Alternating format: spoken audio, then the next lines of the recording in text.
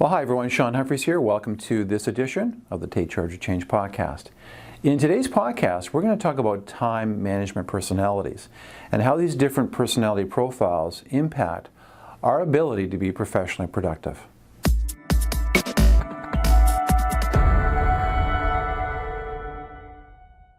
You know, when it comes to professional resilience and effectiveness, we all know that managing our time more effectively is a critical component to that effectiveness and our productivity, of course.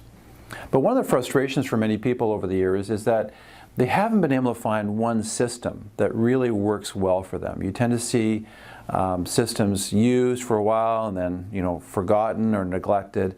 And there's a lack of consistency sometimes in this area. Now, some of this is natural. Technology has had an impact on time management systems and productivity tools. But I think one of the reasons these systems aren't always effective is that one size doesn't fit all. In other words, we need to take into account our time management personalities and our general approach to things, and then try to find a hybrid approach. It might be a mixing and matching of different approaches that will work for us. So I think it's very easy for us just to embrace an approach. It just seems to be the most popular one. I'll give you an example. David Allen, Getting Things Done, has a wonderful series of books on time management. Very well thought out, a really great overview and a detailed system as well that helps with personal productivity. But even his system may not be, the right system for everyone, but there's pieces you could take from his system to integrate into your daily planning. Okay, so the first thing is be flexible, test different systems, and maybe pull together systems that come from different areas that fit your profile. So what are some of the main profiles? Okay, let's talk about those. The first thing to get an idea of what I'm talking about is you've probably heard about left brain focused, right brain focused in terms of our thinking sort of dichotomy. So hold on to that idea loosely, because money personalities, planning personalities, thinking personalities, we all have certain tendencies in certain areas. Okay, so the first category is the prioritizer. Now, when people talk about prioritizers, really what they're getting at is they love data, they love the use of logic and analytics, probably spreadsheets. It really annoys them when they see people not working efficiently and not using technology efficiently. So for you, data, spreadsheets, technology, using those tools really fits your personality, and there's some systems that really appeal to that. Now, some of you might be a planner personality. There's some overlap between planners and prioritizers, but for planners, it's about making lists and organizing the data and using process to manage their time. And I think a lot of time management productivity tools really focus on this particular group. The next group are arrangers, and these people rely a lot on instinct to try to set their priorities. And there's nothing wrong with instinct. I mean, at the end of the day, how you feel in your gut or your heart, often that is linked to your intuition in your head about what you should be doing. So sometimes that gut feel is the initial confirmation that that's what you need to be doing, and then you use logic and analytics to kind of figure out how you're going to do it. They enjoy working with others. They enjoy presenting information. They often have a social question attached to how they organize their time. How will this affect other people? How will it make them feel? And so they're very relational, really good at organizing through people and presenting information. You then have visualizers, and these people can walk into heated discussions. They're good at repositioning information so everyone can kind of win in the situation. They don't like getting bogged down in detail.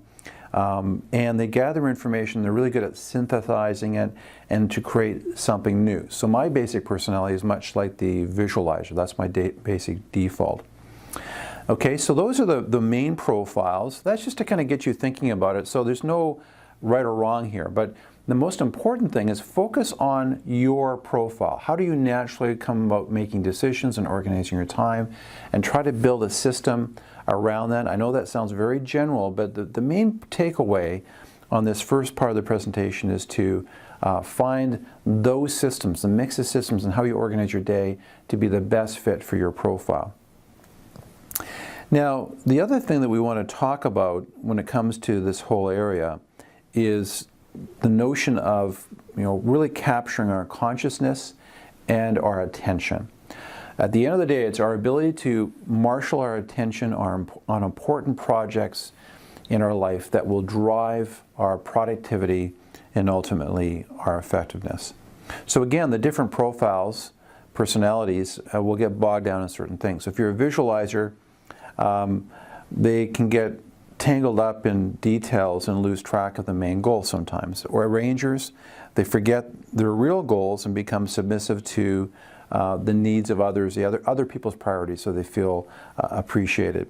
Prioritizers can push their first priority so hard that they forget there's other priorities they have to get done. And so it's trying to balance that to-do list and the things that they want to accomplish. Planners, sometimes you may miss opportunities when they start messing around with more abstract ideas. Okay, so they're kind of planning things, visualizing, and yet right in front of them there are some basic opportunities that if seized on could really enhance their productivity and their performance.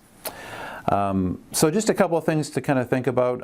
At the end of the day, marshaling attention really is a mix of things, and again, this is not news for you likely, but it's just reconfirmation. So the first thing is find a planning tool, look at your week, plan out your week, begin prioritizing, be very disciplined around that process. Secondly, build exercise into your day. It's been demonstrated that exercise helps with cognition, not just energy and overall health, but your ability to think with clarity.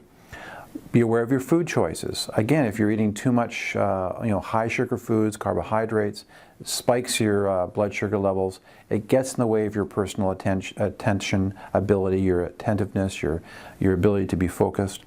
Relationships are critical. Have good relationships. Understand the basics of relationships in the work context, because you'll be working with and through people to get things accomplished. And your relationships at home have profound impacts on your ability to be productive and attentive. And then what about hobbies in your social life? The principle of oscillation is really critical here. In other words, you want to be focused and working hard and being productive when you need to be, but then you need to disengage and relax to seek renewal. Well, I hope you found these tips helpful. I mean, again, probably nothing new here necessarily, but it's a good reminder of the things that we need to be attentive to. Well, if you want to take your organization's productivity and effectiveness to another level, and you're intrigued about the notion of cultivating professional resilience in your organization, reach out to us. We'd love to have a conversation with you to talk about how our programs could help your organization to be more resilient, productive, and profitable. You take care. Be resilient.